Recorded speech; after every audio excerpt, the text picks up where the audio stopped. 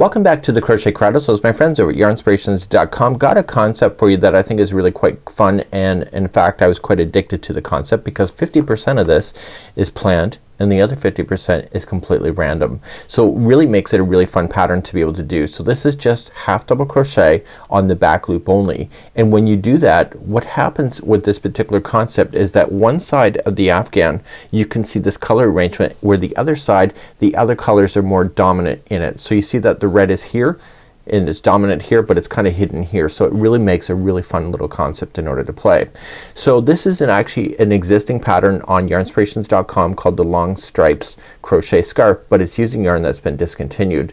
So instead of just letting the pattern just sink into the background, I thought to myself, what can I do with this particular pattern and actually make it quite a bit of fun? And the answer was a Caron little Crafties. So let me show you that. So this is Caron little Crafties right here. It's actually a fair size bag and it has 20 balls of yarn that are inside, and each ball is a different color.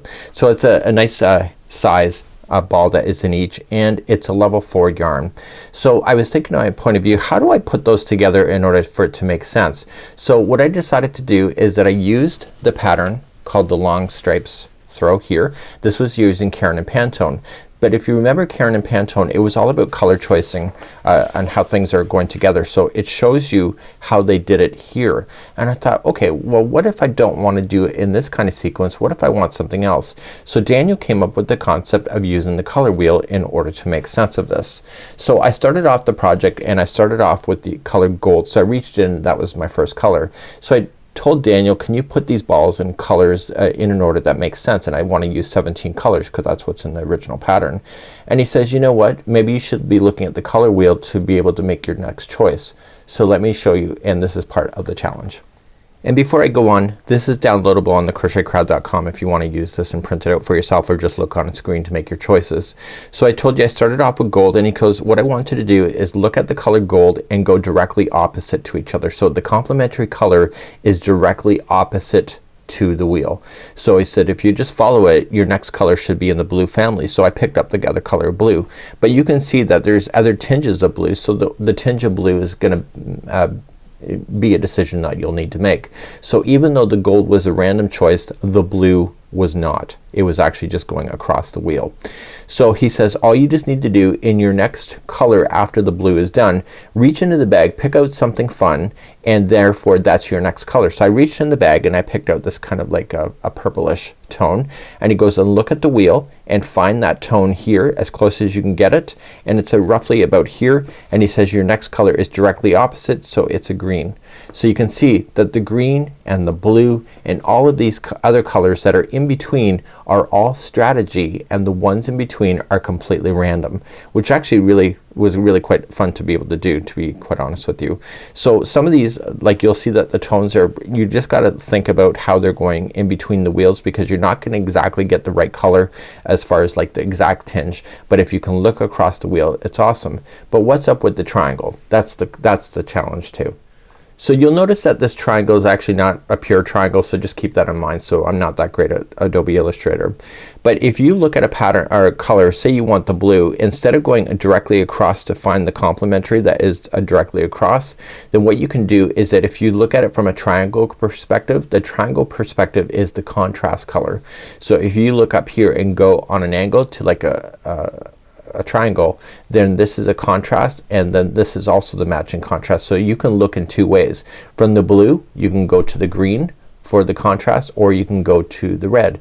So what you would want to do is look at your package, see what colors you have left, and only use the color one time.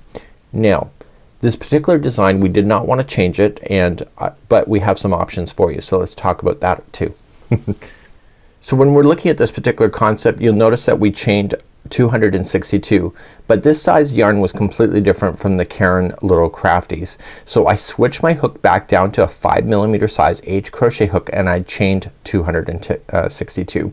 That will give me a scarf without the fringe of 76 inches long. But then I thought to myself, I really don't want yarn left over in my project. How big can I really make the strips in order to use as most yarn that I could? And I realized that I can chain 362 chains, and my scarf can be 106 inches long, and that is without the fringe, and I still have enough to do the fringe. But I also changed the fringe slightly on this. Instead of being random at the bottom, I decided to be strategic with that, and I also changed the strand count too.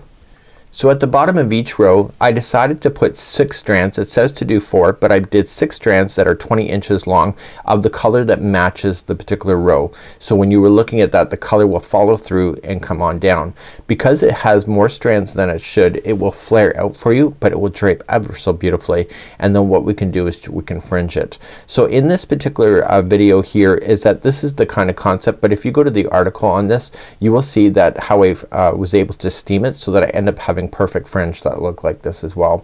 So this is the color scarf challenge. It's actually a lot of fun to be able to do. Now you don't need the Caron little crafties in order to make this happen. You may have your own yarn choices. You can take that color wheel to your particular collection of yarn and just start off and be random. Maybe you want to have a novelty yarn like fluffy yarn or whatever as one of your colors and make it really truly awesome. So you know, just choose a color and then just try to find and see if you have something similar to it across the wheel.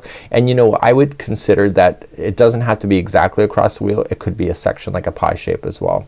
So this is kind of a neat concept. Hopefully that you can enjoy it. So what I'm going to do is that in the article of this video I'm also going to do an absolute beginner level video for this particular scarf. It's just a half double crochet, but we'll cover that just to make sure that the beginners are not left behind. So that's it for today. Have a good one, and we hope to see you again real soon.